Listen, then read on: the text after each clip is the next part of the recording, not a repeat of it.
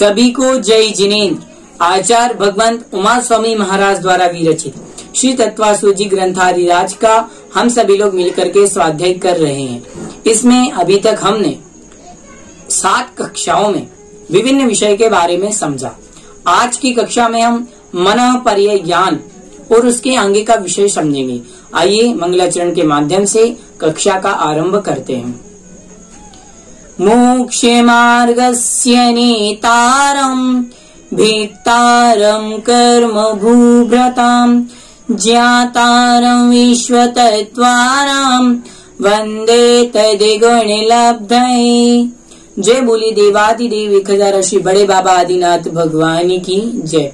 द्वादशांग जिनवाणी माता की जय। आचार्य गुरु श्री विद्यासागर जी महामुनि राज जी की जय।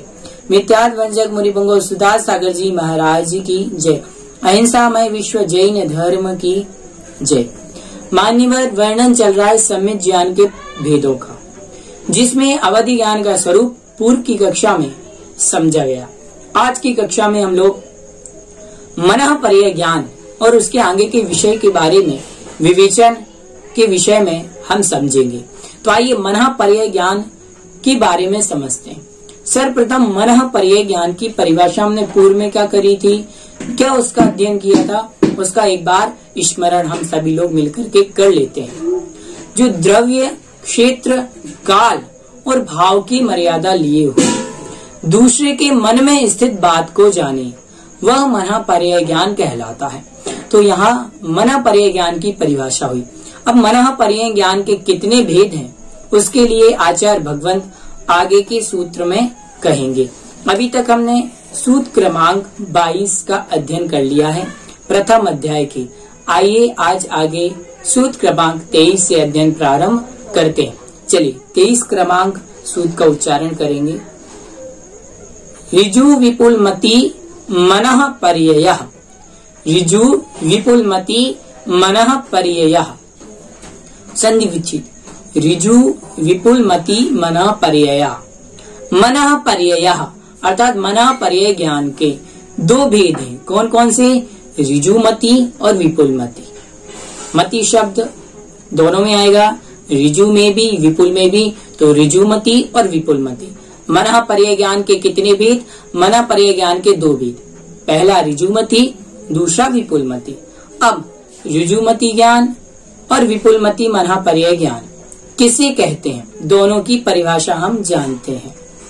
ऋजु मति मन पर्याय ज्ञान, जो मन, वचन, काय की सरलता से चिंतित पर व्यक्ति या दूसरे के मन में स्थित रूपी पदार्थों को जानता है, वह ऋजुमति मन पर्याय ज्ञान है। अर्थात जो दूसरे व्यक्ति के मन में स्थित सरल बात को जानता है, वह ऋजुमति मन पर्याय ज्ञान है। और विपुलमति जो सरल और कुटिल दूसरे के व्यक्ति के मन में स्थित पदार्थ को जानता है, वह क्या कहलाता है? विपुलमति। ऋजुमति ज्ञान अर्थात जो दूसरे व्यक्ति के मन में सरल बात है उसको जान ले, वह तो ऋजुमति। और इसके विपरीत विपुलमति, जो दूसरे व्यक्ति के मन में बहुत ही जटिल, गूढ़ एवं कठिन बात है उसको जान लेवे, यह कहलाता है विपुलमति मन पर्याय ज्ञान। अब उदाहरण से समझते हैं। जैसे कि किसी व्यक्ति के घर पर इनकम टैक्स की रेट पड़ी, तो इनकम टैक्स वालों ने बड़े ही सरलता के साथ तिजोरी में रखे हुए अवैध सोने, चांदी, धन आदि को पकड़ लिया। ठीक है, यह हो गया सरलता के साथ पकड़ना अर्थात ऋजुमति, जो सरलता से जान लेवे। अब समझते दूसरा उदाहरण। किसी के घर पर रेट पड़ी और बड़ी ही कठिनाई के साथ आधुनिक यंत्रों के साथ जमीन के भीतर दीवालों के अंदर छिपे हुए धन आदि को निकालना, यह हो गया कठिनता के साथ विपुलमति। अर्थात जो दूसरे व्यक्ति के मन में स्थित सरल बातों को जाने, वह हो गया ऋजुमति। और दूसरे व्यक्ति के मन में स्थित गूढ़ एवं कठिन बातों को जाने, वह विपुलमति मन पर्याय ज्ञान कहलाता है। यह ऋजुमति और विपुलमति मन पर्याय ज्ञान की परिभाषा हुई। अब ऋजुमति और मन पर्याय ज्ञान में विशेष क्या अंतर है, उसके लिए आगे आचार्य भगवंत सूत्र कह रहे हैं। तो आइए सूत्र क्रमांक 24 का उच्चारण करते हैं। ऋजुमति और विपुलमति ज्ञान में क्या अंतर है? विशुद्ध्यत प्रतिपाताभ्याम तद विशेषः, विशुद्ध्यत प्रतिपाताभ्याम तद विशेषः, विशुद्धि अप्रतिपाताभ्याम तद विशेषः। अर्थात उस ऋजुमति मनः पर्याय ज्ञान और विपुलमति मनः पर्याय ज्ञान में क्या अंतर है? तो ऋजुमति और विपुलमति मनः पर्याय ज्ञान में विशुद्धि और अप्रतिपात की अपेक्षा से अंतर है। अब विशुद्धि और अप्रतिपात की अपेक्षा से अंतर क्या है, समझते हैं। सबसे पहले समझते हैं विशुद्धि क्या है। विशुद्धि मनः पर्याय ज्ञानावरण कर्म के शयोपशम से आत्मा में जो उज्ज्वलता होती है वह कहलाती है विशुद्धि। और अप्रतिपात अर्थात संयम परिणाम की वृद्धि होने से गिरावट का ना होना अप्रतिपात कहलाता है। मतलब नीचे की ओर ना आना, यह अप्रतिपात कहलाता है। अर्थात ऋजुमति से विपुलमति मनः पर्याय ज्ञान अधिक विशुद्ध होता है। अधिक विशुद्ध कौन सा ज्ञान है? विपुलमति। विपुलमति मनः पर्याय ज्ञान ऋजुमति ज्ञान से अधिक विशुद्ध होता है। पहली बात। एक और बात, ऋजुमति ज्ञान होता है और होकर के छूट भी सकता है, किंतु विपुलमति मनः पर्याय ज्ञान एक बार किसी जीव के हो गया तो फिर यह ज्ञान जब तक केवल ज्ञान न हो जाए तब तक छूटने वाला नहीं है। ऋजुमति छूट सकता है, विपुलमति छूटेगा नहीं। ठीक है, इस प्रकार से यहाँ पर ऋजुमति और विपुलमति ज्ञान में अंतर हुआ। अब आ गया मनः पर्याय ज्ञान के दो भेद, ऋजुमति विपुलमति। ऋजुमति जो सरल बात को जाने, विपुलमति जो दूसरे के मन में स्थित गूढ़ बात को जाने। दोनों में अंतर विशुद्धि और अप्रतिपात की अपेक्षा। विपुलमति ज्ञान ऋजुमति ज्ञान की अपेक्षा अधिक विशुद्ध है और ऋजुमति ज्ञान होकर के छूट सकता है, लेकिन विपुलमति मनः पर्याय ज्ञान एक बार हो गया तो जब तक केवल ज्ञान की प्राप्ति न हो जाए तब तक छूटता नहीं है। अब आगे एक जिज्ञासा उत्पन्न हुई कि अवधि ज्ञान और मनः पर्याय ज्ञान में क्या अंतर है, दोनों में किस प्रकार का डिफरेंट हमें दिखाई देता है। आइए समझते हैं कि अवधि ज्ञान और मनः पर्याय ज्ञान में किस प्रकार का अंतर है। तो इसके लिए आचार्य भगवंत शिष्य की जिज्ञासा का समाधान करने के लिए सूत्र क्रमांक 25 में अवधि ज्ञान और मनः पर्याय ज्ञान दोनों में अंतर को बतलाते हैं। विशुद्धि क्षेत्र स्वामी विषयभ्यो अवधि मनः पर्ययो। विशुद्धि क्षेत्र स्वामी विषयभ्यो अवधि मनः पर्ययो। अर्थात विशुद्धि क्षेत्र स्वामी विषयभ्यो अवधि मनः पर्ययो। अर्थात विशुद्धि की अपेक्षा, क्षेत्र की अपेक्षा, स्वामी की अपेक्षा और विषय की अपेक्षा मनः पर्याय और अवधि ज्ञान दोनों के बीच में क्या है, अंतर है। कैसा अंतर है आइए समझते हैं। अवधि ज्ञान की विशुद्धि और मनः पर्याय ज्ञान की विशुद्धि दोनों में क्या अंतर है? मनः पर्याय ज्ञान अवधि ज्ञान से कई गुना विशुद्ध है। मनः पर्याय ज्ञान की विशुद्धि अवधि ज्ञान की से ज्यादा कई गुनी है। अवधि ज्ञान की विशुद्धि कम है, मनः पर्याय ज्ञान की विशुद्धि अधिक है। ठीक। क्षेत्र, अब जो अवधि ज्ञान है वो मनः पर्याय ज्ञान है, दोनों का क्षेत्र कितना है? तो इसमें का अवधि ज्ञान का क्षेत्र सर्वलोक। अवधि ज्ञान सर्वलोक में होता है और चारों गतियों के जीवों को हो सकता है। और मनः पर्याय ज्ञान का विषय 2.5 दीप तक है। ठीक, 2.5 दीप में ही मनः पर्याय ज्ञान का विषय है और मनः पर्याय ज्ञान 6ठे गुण स्थान से 12वें स्थान तक के मुनिराज को ही होता है और अवधि ज्ञान चारों गतियों के जीवों को हो सकता है। समझ गए? तो अवधि ज्ञान चारों गतियों के जीवों को होता है और मनः पर्याय ज्ञान केवल दिगंबर मुनिराज 6ठे गुण स्थान से जो 12वें गुण स्थान तक ही मनः पर्याय ज्ञान होता है। ठीक है, तो दोनों में ये अंतर हुआ। किसकी अपेक्षा? विशुद्धि की अपेक्षा, क्षेत्र की अपेक्षा और स्वामी की अपेक्षा।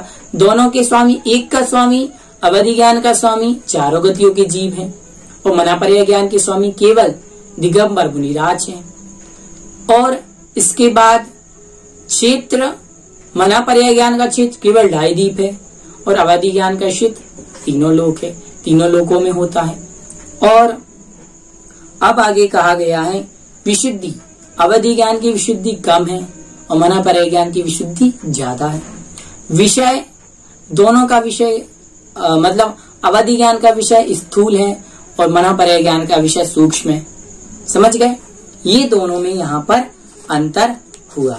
अब आगे केवलक ज्ञान है जो 13वें गुण स्थान से 14वें गुण स्थान तक एवं सिद्ध भगवान के केवल ज्ञान होता है, वहां मना पर्याय ज्ञान नहीं होता है।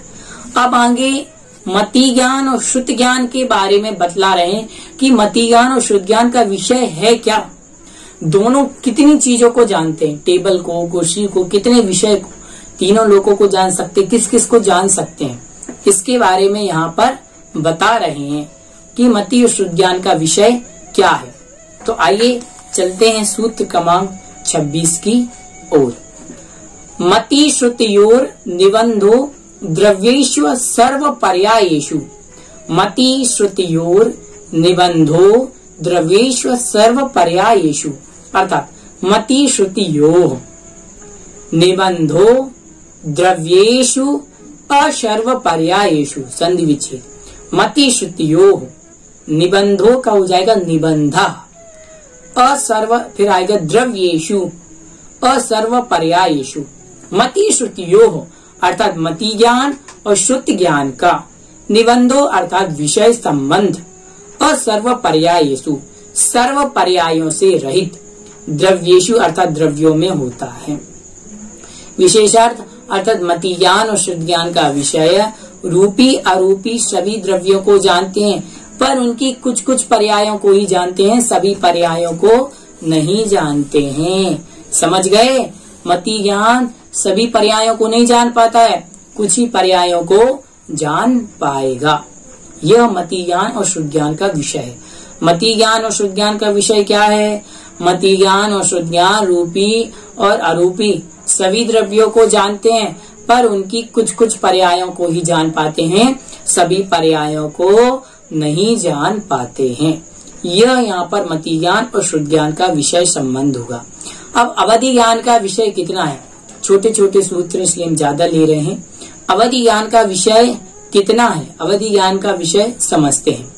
रूपिस्व बवधे, रूपिस्व बवधे, रूपीषु अवधे, सूत्र क्रमांक 27, रूपीषु अवधे, संधि विच्छेद हुआ रूपीषु अवधे, रूपीषु अर्थात रूपी पदार्थ में, अवधे अर्थात अवधि ज्ञान का विषय, अवधि ज्ञान का विषय संबंध रूपी पदार्थों में है। अवधि ज्ञान पुद्गल की कुछ पर्यायों को ही जानता है।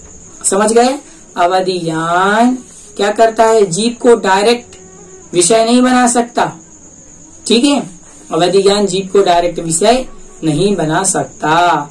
अवधि ज्ञान का विषय रूपी पदार्थों में ही है और यह पुद्गल की कुछ ही पर्यायों को जानता है। अब मनः पर्याय ज्ञान का विषय क्या है, यह आगे हम समझते हैं।